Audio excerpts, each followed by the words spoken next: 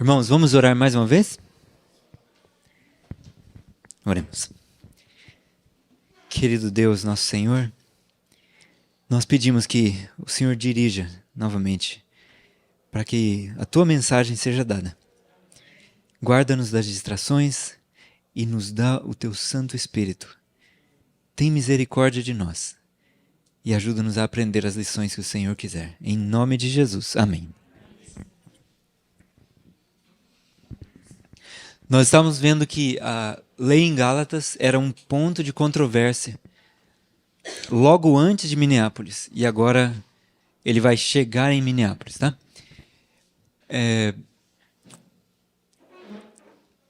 1887 ainda, antes de Minneapolis. Depois de uma insistência de Butler de quase um ano beirando a inconveniência, Ellen White escreveu novamente a Jones e Waggoner, enviando cópias para Uriah Smith e para Butler também. Então ela escreve para Jones, escreve para Waggoner, pega essas duas cartas, copia e manda para Smith e para Butler. Para quê? Eis a questão. Na ideia deles foi para dizer, olha, estou repreendendo esses dois aqui, fiquem tranquilos que vocês estão certos. Waggoner e Jones estão errados, Butler e Smith estão certos. Isso é o que eles entenderam. Mas, na verdade, por que ela mandou para eles? Depois ela explicou para eles. Não era para eles cantarem vitória, mas é para eles não repetirem também os mesmos erros. Só que eles não sabiam disso. Eles pensaram, é isso aí, a irmã White está aprovando o nosso lado da questão. Então, eles se alegraram, se regozijaram. Ellen White disse na carta que ela não havia lido nada do material que ambos os partidos haviam escrito a respeito das posições divergentes sobre a lei em Gálatas. Mencionou várias vezes sua frustração por não conseguir encontrar o que escrevera anos atrás sobre o assunto. Ela já tinha escrito isso, sabe? Quando J.H. Waggoner tinha publicado algo sobre a lei em Gálatas, com relação à lei, ela teve essa impressão que estava incorreto o que ele escreveu, mas ela, sem encontrar o material, não tinha questão clara em sua mente e não conseguia entender o assunto. Ela expressou grande preocupação em ver que os dois influentes periódicos da igreja, qual que eram esses dois? Signs of the Times e Review and Herald. Esses dois estavam em disputa, chegando a afirmar que Jones e Waggoner estavam muito autoconfiantes e precisavam ser mais cautelosos. Disse também que receava que E.J. Waggoner tivesse cultivado um gosto por discussões e disputas à semelhança de seu pai. Acrescentou que, especialmente no momento em que vivemos, coisas como diferenças deveriam ser suprimidas e esforços empreendidos para se alcançar a unidade. Lembrou que muitos sermões e artigos nos periódicos da igreja lidavam com temas controversos e eram como a oferta de Caim, destituídas de Cristo. Butler e Uriah Smith ficaram muito felizes. Waggoner e Jones se humilharam. Parece que isso pegou Jones de surpresa. E Waggoner também. Mas Jones agradeceu Ellen White por ter lhe escrito, afirmando que procuraria de todo o coração tirar proveito do testemunho e que lamentava realmente ter participado de qualquer situação que pudesse contribuir para criar divisão na causa de Deus ou prejudicá-la de alguma forma. Compartilhou também com ela o seu lado da história, fornecendo os devidos antecedentes a respeito da controvérsia sobre a lei em Gálatas. Informou-lhe que nunca ficara sabendo da carta que lhes fora enviada antes, nem do testemunho enviado a J.H. Waggoner fazia anos. Alegremente se dispôs a publicar na Signs qualquer luz que Ellen White tivesse sobre o tema. Deixou claro também que não havia permitido que o assunto viesse à baila em suas aulas no colégio e informou a Ellen White que seu discurso com os alunos era de que ele não tentaria dizer qual posição é a correta. O que vocês viram aqui? Humildade, né? Olha, me perdoa, eu não sabia disso. O que você tiver novo, manda para mim, eu vou publicar aqui, para corrigir. Humilde. Wagner expressou pontos de vista semelhantes. Desde o verão de 85, ele não dava mais aulas em Healdsburg. Quer dizer que ele não estava ensinando os alunos sobre isso. Ele também nunca tinha tomado conhecimento de qualquer testemunho ou carta, enviada a seu pai, ou que Ellen White em algum momento se tivesse pronunciado sobre o assunto. Se tivesse ficado a par do que ocorrera, a situação teria sido diferente. Além disso, suas posições sobre o assunto eram diferentes das de seu pai. Ele julgava estar contribuindo para o avanço da verdade, mas se lamentava agora de ter sido muito precipitado em apresentar pontos de vista que pudessem despertar controvérsia. Afirmou que havia aprendido uma lição que jamais esqueceria. O que vocês viram aqui? Mesma coisa, humildade. Meu mais sincero anseio, disse ele, é que muito em breve todo o nosso povo possa ver o assunto sob o mesmo prisma.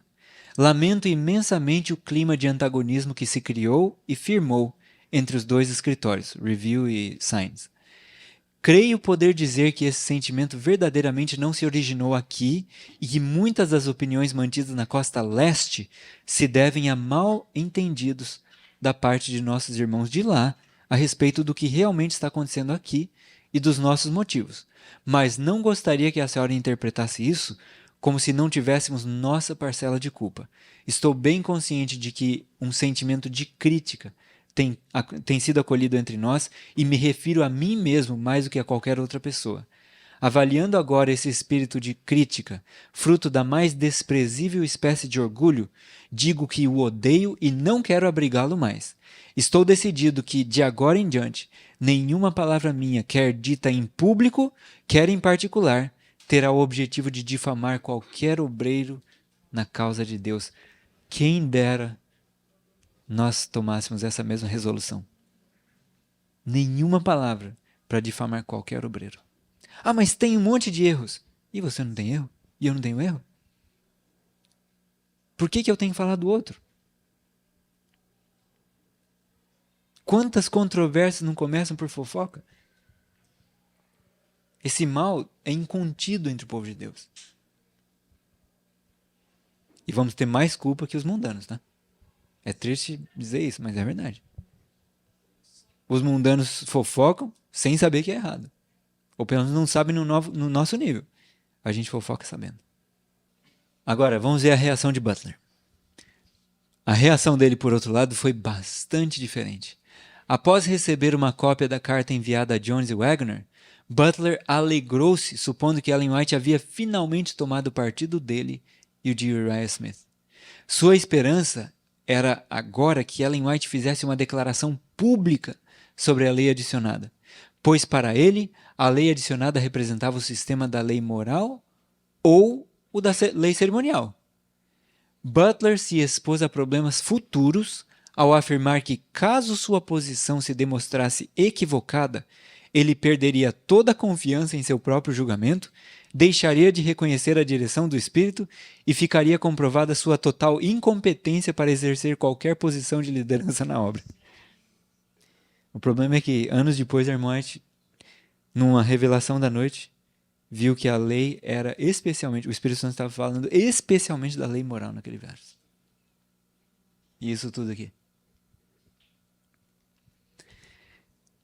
1887. Ellen White estava na Suíça. Antes que a carta de Butler, que ele escreveu, que a gente viu agora, chegasse em suas mãos, ela teve tempo de ler o material que ele havia escrito. Ela teve alguns sonhos impressivos apresentados em figuras e símbolos, mas a explicação lhe foi dada posteriormente. Ela então escreveu a Butler: aquela assembleia, isso é, de 1886, me foi apresentada durante a noite. Meu guia disse: siga-me, tenho algumas coisas para lhe mostrar. Ele me conduziu a um lugar onde pude ver cenas que ocorriam nessa reunião. Foi-me mostrada a atitude de alguns dos ministros e, de maneira especial, a sua, Butler, naquela reunião. E posso lhe dizer, meu irmão, que foi uma assembleia terrível. Meu guia então passou a me dizer muitas coisas que deixaram impressão indelével em minha mente. Suas palavras eram solenes e sérias. Ele descortinou diante de meus olhos a condição da igreja em Battle Creek. Ela precisava da energia de Cristo. Um tempo de prova estava diante de nós, e grandes males viriam como resultado do farisaísmo que em grande medida tem se apossado dos que ocupam posições importantes na obra de Deus. O que é então? Tempo de prova, grandes males vêm como resultado do quê? Do farisaísmo que está se apossando do nosso povo. Farisaísmo entre nós? Que interessante. Isso vai causar um tempo de prova. Terrível. Ele, então, o guia, né, estendeu os braços em direção ao Dr. Wagner e a você, meu irmão Butler, e disse em suma o seguinte: nenhum dos dois tem toda a luz a respeito da lei. Nenhuma posição é perfeita.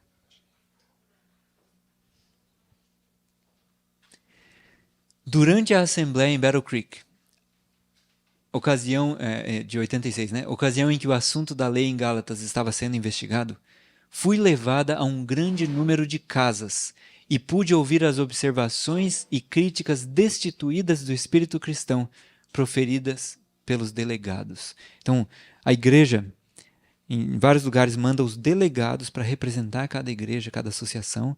Eles se reúnem na associação geral, na conferência geral, né? na sessão da associação da conferência geral, e eles tomam votos, deliberações. Esses delegados representam o resto do povo. Ela diz que ali, nas casas onde os delegados estavam, olha o que estava sendo falado: observações e críticas destituídas de espírito cristão. Isso foi em 86, irmãos. Em 88, vocês vão ver, foi bem pior.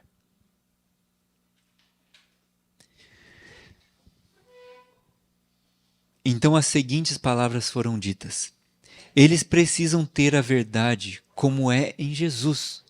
Caso contrário, ela não será uma verdade salvadora para eles. Não adianta nada eu dizer, eu creio no sábado, eu creio na mensagem do terceiro anjo, eu creio em justificação pela fé, se essa verdade não tomar posse da minha vida e me transformar. Uma verdade que não transforma a gente, ela só vai condenar a gente. Só vai ser pior. Então a verdade tem que operar em nós. Quando homens finitos cessarem de se colocar no caminho, Deus operará então em nosso meio como nunca antes. Por que Deus não opera em nosso meio como nunca antes? Porque homens finitos não cessam de se colocar no caminho, de travar o caminho. Os judeus nos dias de Cristo, ao exercerem o espírito de autoexaltação que lhes era próprio, introduziram regras e exigências rígidas, eliminando dessa forma toda a possibilidade de Deus atuar sobre as mentes. Não sigam seus passos. Deem a Deus a oportunidade de realizar algo em favor dos que o amam. E não imponham sobre eles regras e normas que, se atendidas, os deixarão destituídos da graça de Deus como os montes de Gilboa. O que era isso aqui? O que tinha acontecido em Gilboa? Saul e Jonatas haviam sido mortos pelos filisteus. Quando Davi ficou sabendo disso, ele fez uma lamentação, ele pronunciou uma maldição sobre o monte Gilboa. E ele disse: nunca mais caia sobre ti nem orvalho, nem chuva. E ela disse: a gente vai ficar assim, sem orvalho, nem chuva. Ela está falando de chuva literal? Não, né? Está falando do Espírito Santo. Se nós fizermos isso, ficarmos impondo regras e normas que causem isso, é o caminho dos fariseus. Disse meu guia: existe ainda muita luz a ser irradiada da lei de Deus e do evangelho da justiça. Esta mensagem, entendida em seu verdadeiro caráter e proclamada no Espírito, iluminará a terra com a sua glória. Irmãos, o que vai iluminar a terra com a glória de Deus? esta mensagem, que mensagem? Essa relação, a lei e o evangelho de Cristo. Justificação pela fé. Junto com a lei de Deus. Isso vai iluminar a terra, irmãos. E eu posso dizer, quando eu li o livro A Mensagem do Terceiro Anjo, tá aí na caixa?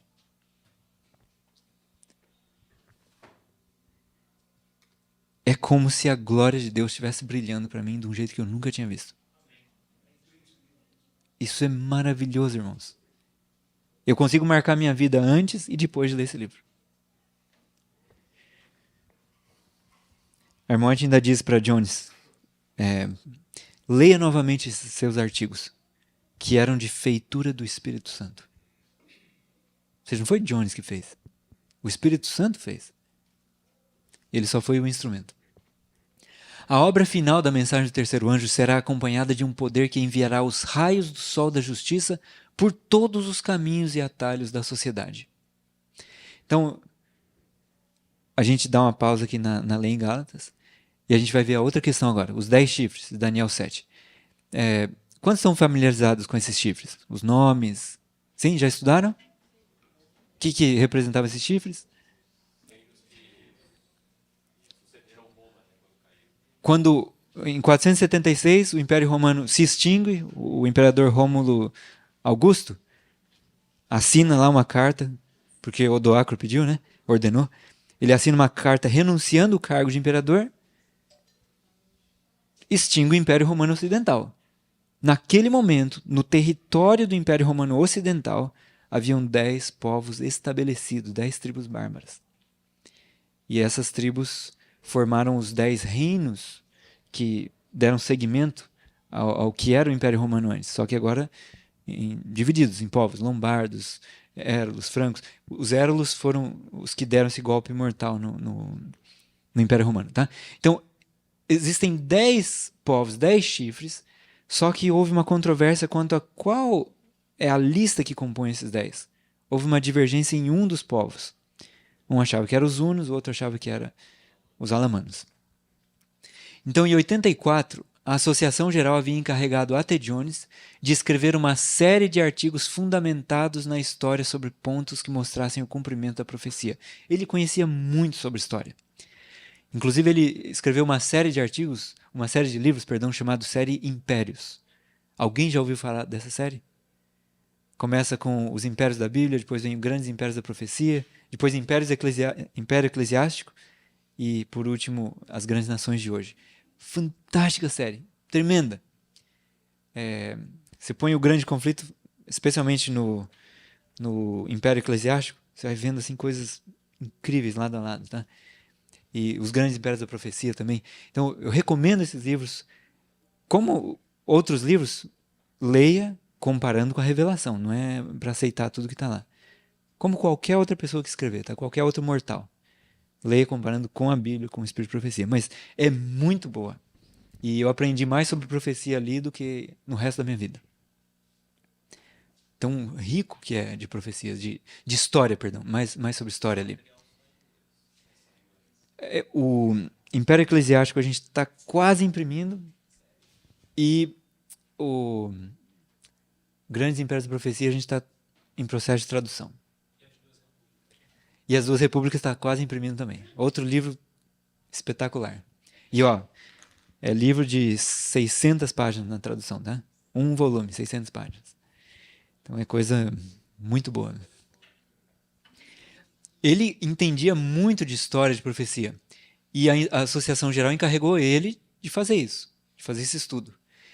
Esse desafio levou Jones a empreender um estudo mais aprofundado sobre o livro de Daniel e investigar a posição adventista sobre os 10 chifres de Daniel 7. Ele viu que o que Uriah Smith escreveu em Daniel Apocalipse estava 90% certo quanto aos 10 chifres, mas estava 10% errado. Um dos chifres não fazia sentido ser os hunos. Os hunos nem estavam mais no território do Império Romano estabelecidos como nação quando o Império cai em 476. O deles foi 450 e alguma coisa. Então, quem que poderia estar ali? Jones estudou história, pegou Gibbon, pegou os materiais históricos da época, falou, é os alamanos. Então ele escreveu 2 vezes a Uriah Smith solicitando-lhe que enviasse evidências históricas da posição tradicional e pedindo que investigasse as evidências recentemente descobertas, que não eram os hunos, que eram os alamanos. Smith não respondeu à primeira carta de Jones e, quando respondeu à segunda, afirmou que estava com falta de tempo para a tarefa. Olha que interessante. Olha, achei um erro aqui no texto. A gente tem que rever isso aqui. Ah, mas eu não tenho tempo. Ué. Jones, então, publicou seus pontos de vista na revista Signs of the Times, sem que Smith pudesse avaliá-los, e enviou-lhe uma cópia em outubro de 86.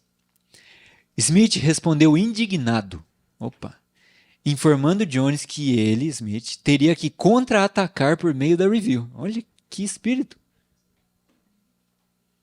Não, agora que você está atacando minha posição, eu vou te atacar do meu lado, com as minhas armas. Já que Jones havia disseminado suas ideias de forma ampla na revista. O grande medo de Smith era que milhares de opositores da fé adventista poderiam perceber de imediato a mudança numa doutrina mantida por 40 anos. Olha o argumento. A gente crê nisso há 40 anos. E alegar que, com o tempo, os adventistas acabariam reconhecendo estar equivocados em tudo. Jones respondeu afirmando que a verdadeira batalha pela verdade ainda estava no futuro.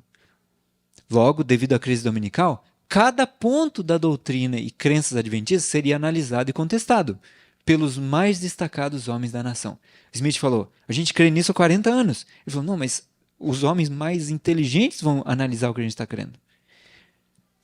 Jones argumentou que, quando as 3 mensagens angélicas estivessem sendo pregadas, os adventistas teriam de apresentar uma razão melhor para sua fé na profecia bíblica do que a de que ela tem sido pregada por 40 anos.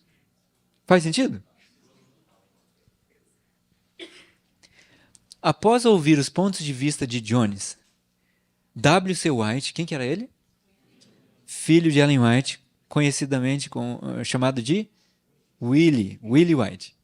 Você gostou, né? Dedicou algum tempo no verão de 88 para estudar o assunto dos 10 chifres. E chegou à conclusão de que... O que Willie White disse? O pastor Jones tinha mais evidências históricas para sua posição do que o pastor Smith. Ou seja, quem estudasse e fala, olha, realmente faz mais sentido isso. E hoje a gente olhando faz totalmente mais sentido a posição de Jones. Sua avaliação, contudo, fez pouca diferença, e quando o assunto foi submetido à discussão no Instituto de 88, forte espírito de hostilidade veio à tona. Vamos ver então o que estava acontecendo no preparo para Minneapolis. Então vamos lá. Junho de 88. Willie White se encontra com ministros na Califórnia, obreiros da Pacific Press, incluindo Jones e Wagner, e eles fazem um retiro espiritual. A conferência de Minneapolis foi quando? Outubro, certo? Em junho, alguns meses antes, eles têm esse retiro espiritual. Ali, tiraram um tempo para revisar o tema dos 10 reinos e a lei em Gálatas, incluindo o panfleto de Butler e a resposta de Wagner. Willie White lhes informa que havia trocado correspondências com Butler a respeito dos temas a serem estudados no Instituto Ministerial em Minneapolis, agora em 1888. Em sua resposta, Butler mencionou de modo especial os 10 reinos e a lei em Gálatas. Ou seja, Willie White já tinha conversado com Butler via carta. Butler falou, especialmente vamos estudar esses 2 temas. E ele falou para quem estava ali no estudo, naquele retiro. Quem estava ali era Jones e Wagner, então eles se prepararam para estudar sobre isso. Quando Jones e Wagner chegaram a Minneapolis, preparados para apresentar seus temas, Butler havia se esquecido da carta que havia escrito a Willie White. Então começou a espalhar-se o boato de que os temas eram uma surpresa para os delegados de Battle Creek e que a discussão desses temas estava sendo forçada pelos delegados da Califórnia, Jones e Wagner. Vocês estão entendendo? E em vez de Butler corrigir o que ele tinha feito, né? Não, eu falei que a gente ia falar sobre esses temas. Não falou nada. Aliás, ele não estava nem presente ali. Sabe por quê? Estava doente. Doente de raiva, doente de amargura, doente de falta de perdão, de suspeitas malignas, de que Ellen White não estava fazendo o que ele queria. Quando ela repreendeu ele ficou doente. O que é isso, irmãos? Orgulho ou humildade? Orgulho. Orgulho vai ser mais perdoável em nós do que neles? Vai ser mais perdoável em nós do que em Lúcifer? Não. Orgulho não entra no céu. Qualquer coisa que beire orgulho, a gente tem que se livrar. De verdade. Por isso, o não se exaltar, o não buscar coisas para se exaltar. Não, deixa eu agora pôr essa roupa, me pentear desse jeito, usar esse carro, para que os outros me admirem. O que a gente está fazendo? Não está semeando para a carne? Não está semeando para o orgulho? É justamente o que a gente tem que matar. Não é que a gente vai andar feio, tá? Desarrumado, nada disso. Nós somos representantes de Deus. Mas se eu estou usando uma coisa para chamar atenção para o meu eu, tá errado. Satanás começou assim no céu, ele começou a se auto-admirar.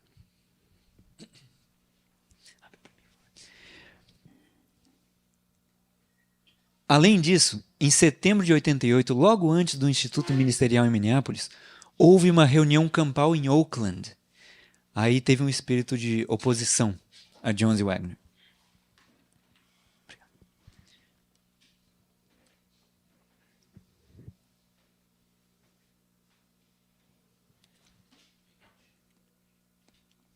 Acho que tem mais uma, né?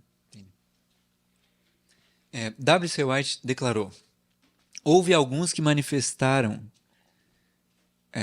um espírito de hostilidade contra os irmãos Wagner e Jones. Creio que tal atitude foi motivada em parte pelos comentários deselegantes encontrados no panfleto do pastor Butler. Lembra aquele panfleto de 85 páginas?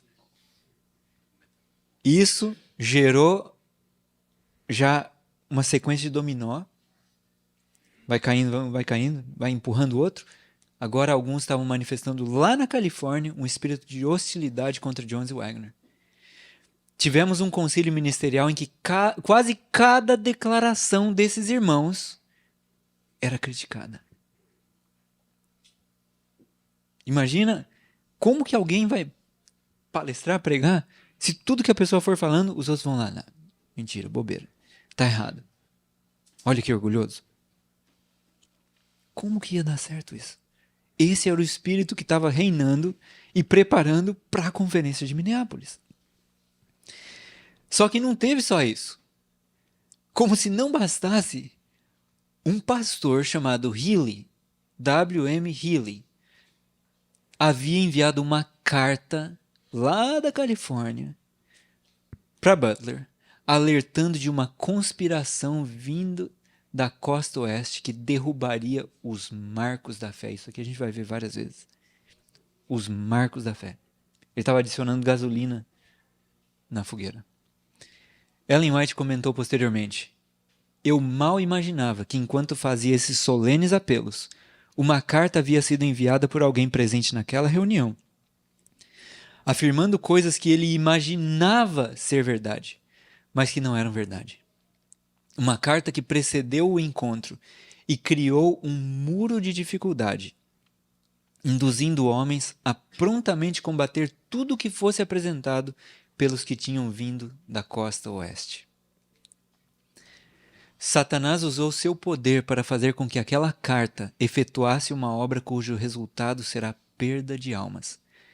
Perguntei ao pastor Butler se o irmão Healy havia de fato lhe escrito essas coisas. Ele disse que sim. Perguntei se ele me permitiria ver a carta. Eu queria saber o teor do depoimento dado, que foi capaz de criar tal conjuntura de coisas como a que presenciamos em Minneapolis. Ele disse que tinha queimado a carta, mas esta já havia deixado uma marca indelével em sua mente e na de outros. Como Satanás trabalha? Se alguém estiver pronto para ser usado por ele, ele dá uma cutucada na pessoa e fala, agora, vai! E a pessoa bate continência e vai. Eu não quero estar pronto para ser usado pelo inimigo. Só que constantemente ele nos assedia, certo? Ele vem falar. Você pensa que é você que está pensando, mas não é. É uma sugestão que está vindo lá de baixo. Qual que é a nossa tarefa? Imediatamente. Repreender. E como que você vai saber se é ele sugerindo ou não? Ah, Deus não deixa a gente às cegas assim. Tudo que é bom, tudo que é puro, tudo que é justo, tudo que é honesto, tudo que é de boa fama. Se há algum louvor, ou seja, se é para edificação, se é para o crescimento, se é para elevar e não derrubar, nisso pensai.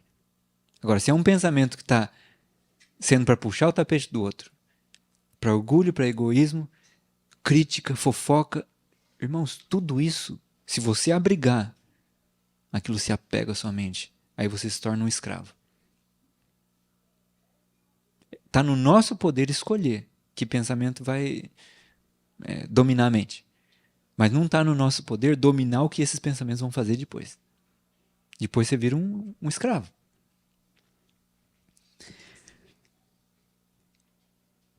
Agora em Minneapolis.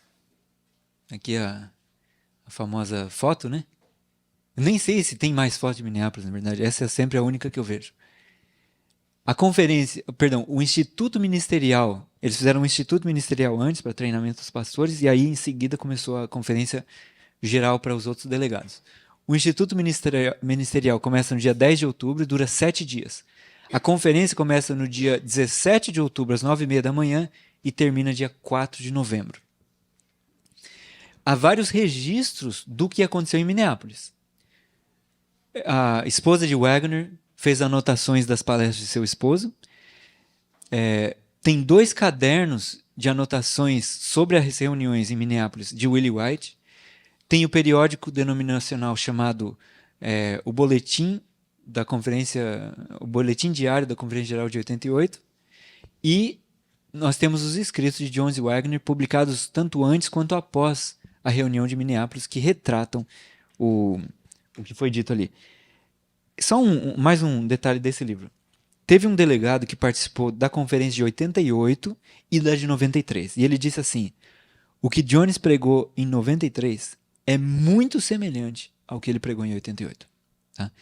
Aqui nós temos o registro palavra por palavra do que ele falou. De Minneapolis, a gente não tem. Mas aqui você pode ler. Na palavra, na expressão de alguém que assistiu as duas, isso é muito semelhante à de 88. Então, esse livro aqui, A Mensagem do Terceiro Anjo. Leia, irmãos, leia esse livro. Se Deus quiser, vai ser gravado também, em algum momento que for possível. Mas é maravilhoso. A conferência se iniciou na quarta-feira. Durante o Instituto Ministerial, forte oposição a Jones e Wagner já estava ocorrendo. Ellen White repetiu aos irmãos que eles estavam perdendo grande parte da bênção que poderiam ter recebido no Instituto, e esse fato representaria uma perda eterna. Eles não deveriam ficar satisfeitos com sua própria justiça e acomodados e destituídos da atuação profunda do Espírito de Deus. Tenho ficado acordada noite após noite com um sentimento de angústia pelo povo de Deus, tão intenso que gotas de suor caem do meu corpo. Algumas coisas terrivelmente impressivas me foram apresentadas. Vi ali diferentes nomes e personalidades, diferentes pecados, tudo registrado em forma escrita. Havia pecados de toda sorte: egoísmo, inveja, orgulho, ciúme, vãs suspeitas, hipocrisia e licenciosidade, ódio e homicídio no coração decorrente dessa inveja e ciúme. Esses pecados se viam justamente entre os ministros e o povo.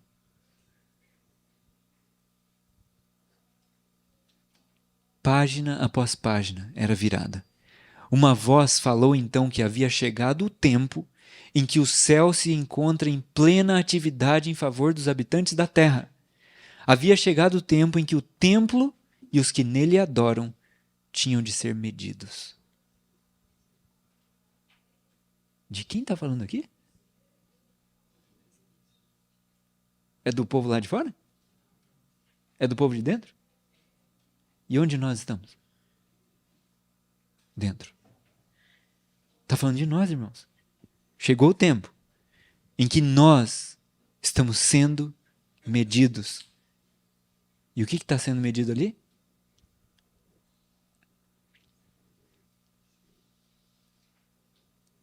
Foi isso o que vi. E foi ali que sucumbi ao peso do fardo. Ela não aguentou.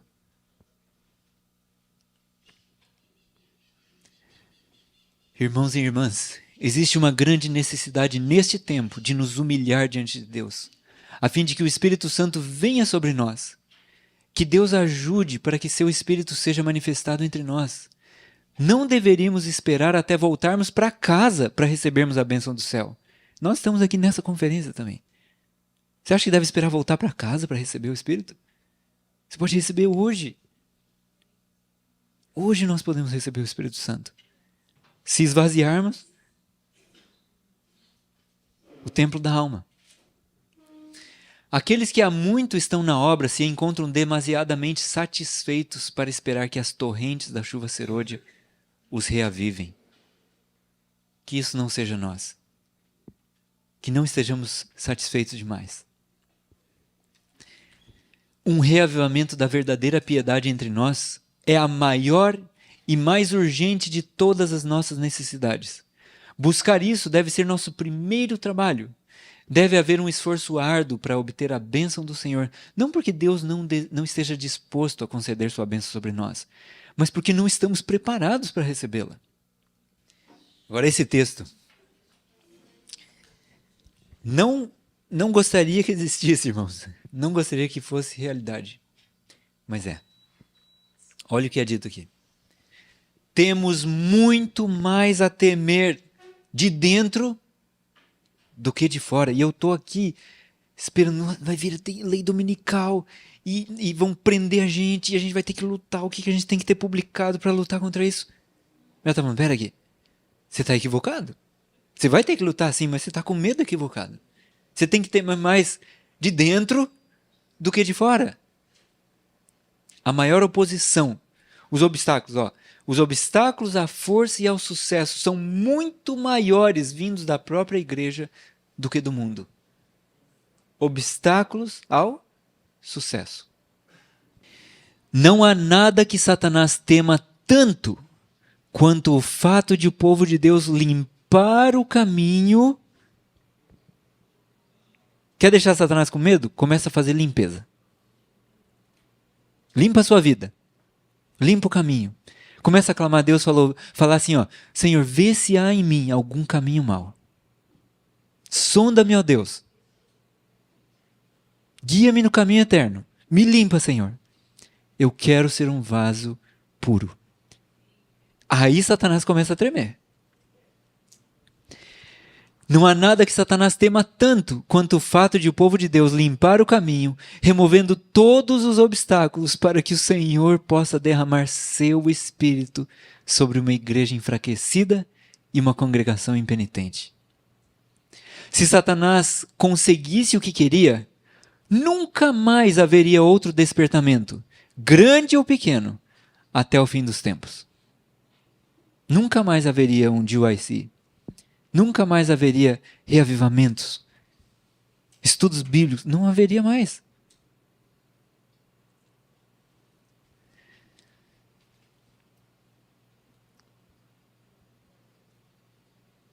Mas não ignoramos seus artifícios. É possível resistir ao seu poder.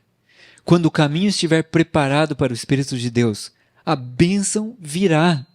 Satanás não pode impedir que uma chuva de bênçãos desça sobre o povo de Deus, assim como não pode fechar as janelas do céu para que a chuva não caia sobre a terra. Amém. Que promessa maravilhosa, irmãos. A chuva vai vir. Satanás não vai conseguir, mesmo que ele tente pôr a mão ali, não deixa cair essa gota, ele não vai conseguir. Vai molhar tudo. Pela graça de Deus. Homens iníquos e demônios não podem impedir a obra de Deus ou excluir sua presença das assembleias de seu povo, se eles, com um coração subjugado e contrito, confessarem e abandonarem seus pecados, e com fé reivindicarem suas promessas. Vamos pegar a receita aqui? Vocês gostam de receita? Se seguir receita, se for boa, né? Dá certo? Mas tem que seguir. Qual que é a receita? A presença de Deus vai estar com a gente se, com um coração subjugado e contrito, qual que é o oposto disso? Exaltado, certo? Aqueles dois homens, um vai para o templo feliz da vida, fala, Senhor, como eu sou bom. Não, o Senhor é bom, como o Senhor é bom, né? Mas olha, Senhor, eu dou o dízimo, tal, eu jejuo. Na época de hoje ele ia falar, sou vegetariano, vegano, né? Já estou no nível superior ainda. Faço exercício 7 vezes por semana. Coisas boas. Guardo o sábado, coisa boa. Mas o que ele estava fazendo? Eu faço, Senhor.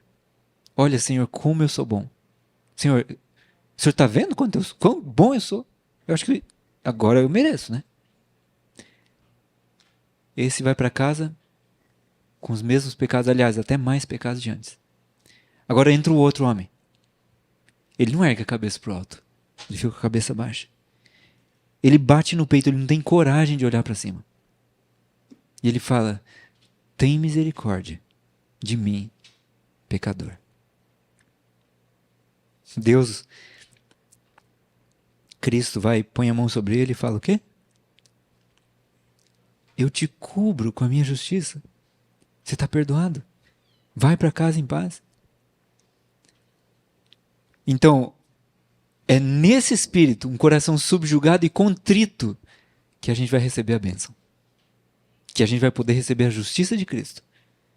O outro, exaltado, confiando em si, vai sem bênção para casa. E confiante de que tem tudo. Rico e abastado. Então a receita. Coração subjugado e contrito. Próximo passo na receita. Confessa. Confessa os pecados. Eu estou subjugado, contrito. Agora eu vou confessar. Senhor, eu fiz isso, eu fiz isso, eu fiz isso, eu fiz aquilo. Senhor, eu sou um pecador. E agora, próximo passo. Senhor, eu abandono isso por tua graça, pelo teu poder. Eu não quero mais isso. Me dá forças para vencer. E são muitos pecados. Mas para todos eles, a receita é a mesma. E o próximo passo, com fé, reivindicar suas promessas. Aquele que vier a mim, de nenhum modo lançarei fora. Se confessarmos nossos pecados, ele é fiel e justo para nos perdoar os pecados e nos purificar de toda injustiça. Promessas. As promessas são repletas na Bíblia. A Bíblia está cheia. Primeiro, se humilha diante de Deus, confessa os pecados, abandona, pega as promessas. Qual que é o resultado? Deus vai manter sua presença no nosso meio. Ele vai derramar a sua bênção sobre nós. A chuva serôdia vai vir, irmãos. Se nós estivermos dispostos a fazer isso. Toda tentação, toda influência opositora, seja ela aberta ou secreta, pode ser resistida com sucesso. Toda tentação resistida com sucesso? Quer dizer que eu não preciso ficar caindo? Não, pela graça de Cristo, não é por meu poder, tá? Toda vez que eu confiei em mim, irmãos, eu caí de novo. Quando eu não confio em mim, eu me apego a ele e falo, Senhor, o Senhor pode. O Senhor pode fazer isso por mim, porque eu não consigo. Toda tentação pode ser resistida com sucesso, não por força, nem por poder, mas pelo meu Espírito, diz o Senhor dos Exércitos. O batismo do Espírito Santo virá sobre nós justamente nesta reunião, se for esse nosso desejo. 11 de outubro de 88, durante Minneapolis. Pesquisem a verdade como a tesouros escondidos. Dia 12 de outubro, sexta-noite, o pastor Farnsworth pregou um sermão extremamente pessimista, que discorria sobre a grande impiedade e corrupção em nosso meio, dando ênfase sobre as apostasias entre nós.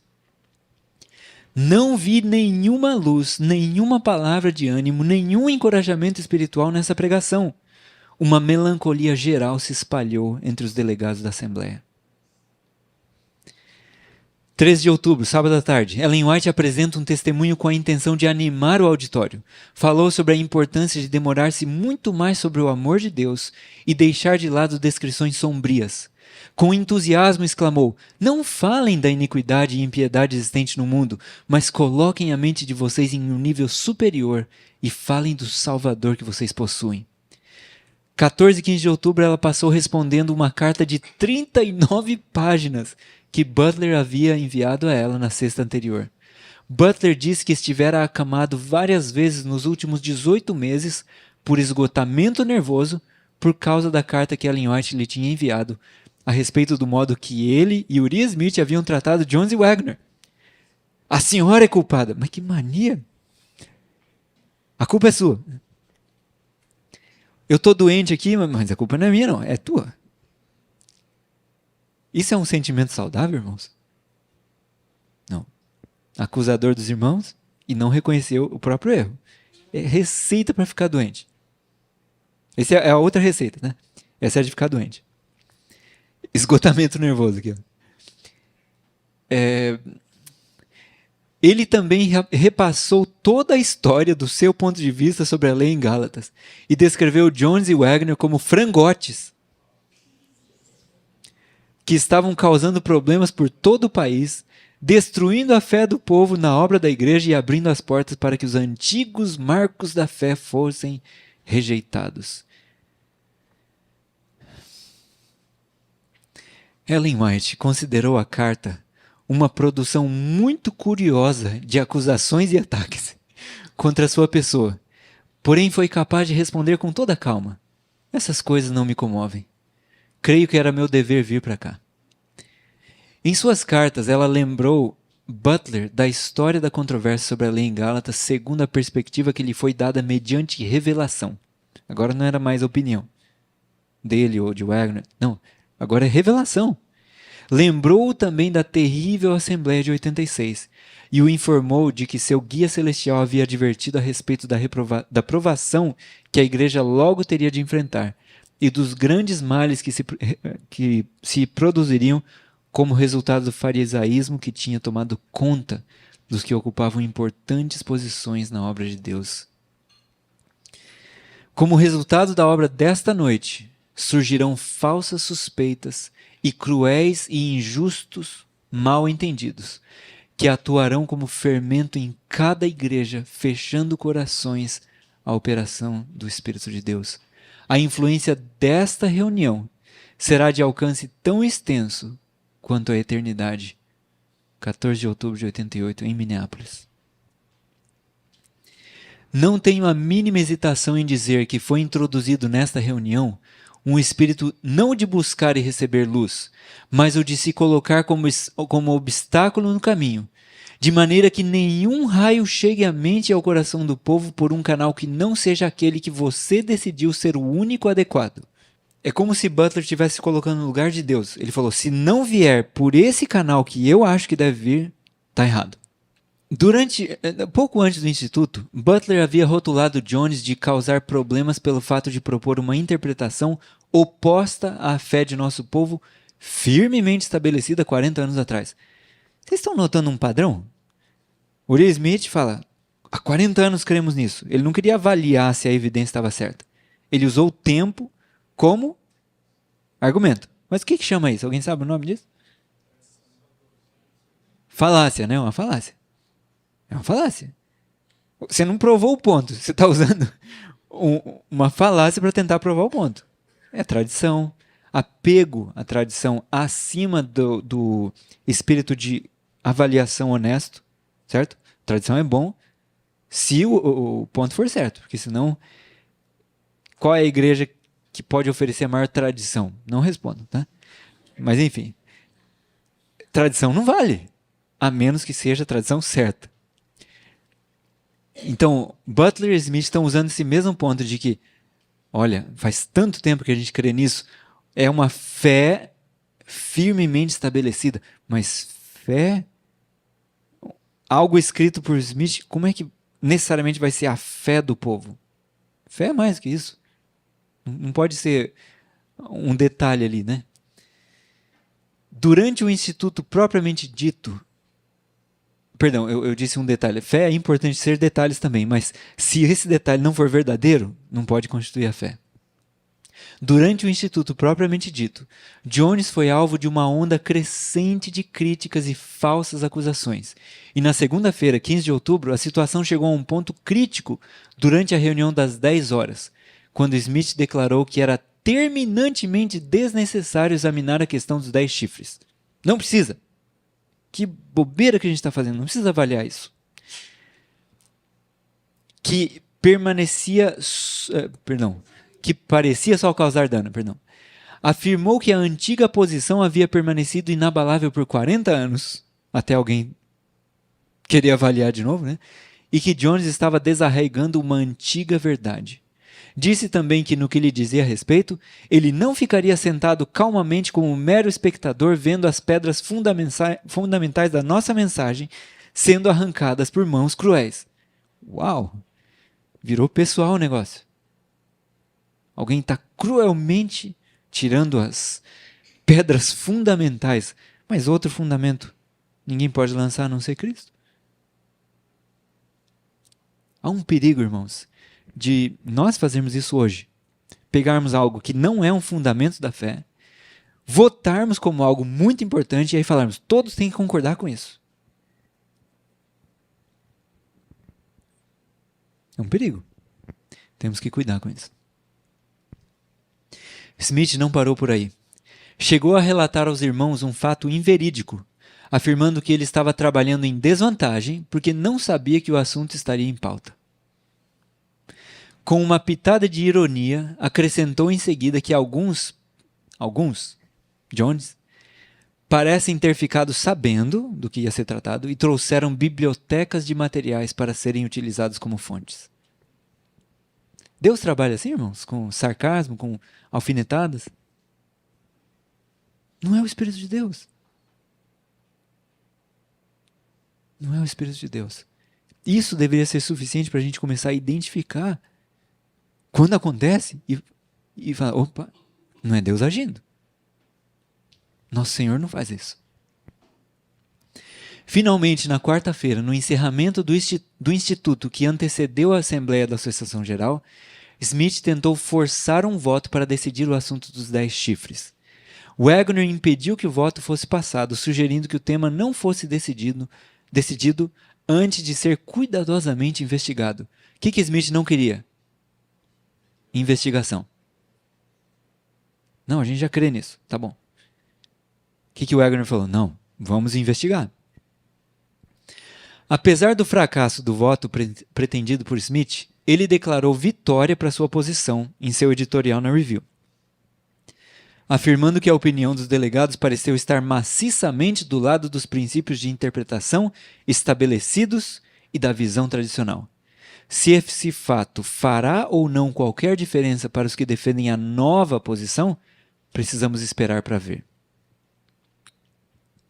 Na terça-feira, 16 de outubro, Jones retomou o assunto dos 10 chifres e apresentou sua réplica a Smith, de maneira clara e incisiva.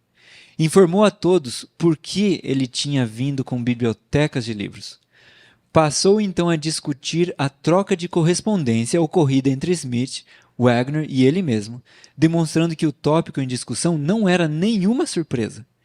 Para reforçar sua argumentação, advertiu os delegados a não culpá-lo por aquilo que Smith afirmava que não sabia. E alguns têm dito que essa afirmava que não sabia, ele estava se referindo a... ele não sabe dos chifres. Na verdade, o que ele estava falando é... Smith disse que ele não sabia que isso ia ser trazido à pauta. Não culpe a mim, ele sabia. Ellen White estava presente na reunião e consciente da importância do que estava acontecendo, admoestou Jones, dizendo, não de maneira tão incisiva, irmão Jones, não de maneira tão incisiva. Ela sabia que Um espírito disposto a rejeitar a luz estava controlando os irmãos. Qualquer passo em falso da parte de Jones e Wagner só serviria para dar aos irmãos uma desculpa para continuarem seu comportamento rebelde. A afirmação de Jones representou um componente tão insignificante, comparado com o todo da controvérsia em andamento, que Ellen White nunca mencionou esse incidente em qualquer de seus escritos. Tampouco existe qualquer relato escrito nos anais do Instituto Ministerial de 88 mencionando a declaração de Jones. W.C. White, que tomou notas precisamente dessa reunião, registrou a explicação de Jones sobre a pesquisa que vinha fazendo desde 84 e a razão por que ele viera preparado com bibliotecas. Contudo, ele não registrou a hipotética declaração de Jones ou a suposta admoestação de Ellen White. Ou seja, ela nunca escreveu isso. Isso aí foi um homem que anos depois disse, ela falou isso. Então a gente está dependendo da memória de alguém, mas ela mesma não escreveu. Vamos ver então alguns dos eventos na conferência. O Instituto Ministerial terminou na noite do dia 16 de outubro. Agora se iniciava a Conferência Geral, dia 17 de outubro, às 9h30 da manhã. Quando Jones e Wagner chegaram à igreja naquela manhã de abertura, viram uma lousa colocada na frente da igreja. Ali havia duas declarações. Primeiro, votado. A lei em Gálatas é a lei cerimonial. E tinha uma assinatura ali. J.H. Morrison. Do outro lado da lousa estava escrito assim, votado. A lei em Gálatas é a lei moral. E tinha um espaço para Wagner assinar. Wagner, deixa eu voltar aqui uma coisa. Não assinou nada. Ele não veio ali para debater. Ele tinha vindo para estudar a Bíblia. E ele não achou que isso era algo que Deus aprovasse. Em todo o tempo, Wagner agiu como um verdadeiro cavalheiro cristão. Se você vir as descrições que Ellen White dá do comportamento dele e do que os outros estavam fazendo, é sempre positivo. Ela fala, ele agiu como um cavalheiro cristão. Ele apresentou no Espírito de Cristo. É coisa impressionante. Morrison era um dos que estava do lado de Smith, Butler, e estava praticamente representando Butler, porque Butler estava doente em Battle Creek. Só que ele ficava de lá enviando mensagens telegrafadas para o povo ali. Sabe o que diziam as mensagens? Permaneçam firmes pelos marcos da fé. Marcos, ele estava chamando o que ele achava que era o certo. A irmã fez declarações bem fortes ali, irmãos. Ela disse, Cristo está aqui nesta manhã. Anjos estão aqui. E eles estão medindo o templo de Deus e os que nele adoram. A história dessa reunião será levada até Deus, pois um registro de cada reunião é feito. O Espírito manifesto, as palavras proferidas e as ações realizadas encontram-se anotadas nos livros do céu. Tudo é transferido aos registros tão fielmente quanto nossos traços são reproduzidos na gravura retocada do artista. Deus deu a seus servos, Jones e Wagner, um testemunho que apresentava a verdade como é em Jesus, que é a mensagem do terceiro anjo, em linhas claras e distintas. Negligenciem esta grande salvação conservada diante de vocês durante anos.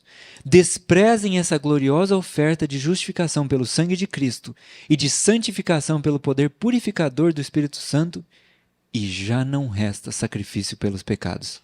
Pelo contrário, certa expectação horrível de juízo e fogo vingador.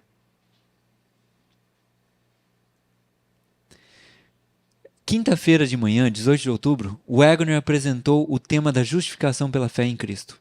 Afirmou que a liberdade em Cristo sempre significou liberdade do pecado e que separação de Cristo e apego a algum outro meio de justificação sempre trouxe escravidão. Wagner e Ellen White apelaram aos irmãos, velhos e jovens, para buscarem a Deus, removerem todo o espírito de preconceito e oposição e lutarem para alcançar a unidade da fé. 19 de outubro, Wagner comparou o livro de Romanos com o livro de Gálatas para mostrar que o verdadeiro ponto de controvérsia nos dias de Paulo era a justificação pela fé em Cristo.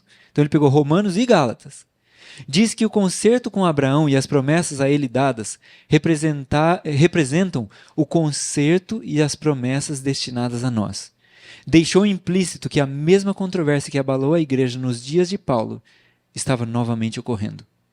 Butler cria que exagerada ênfase no evangelho representava ameaça à lei.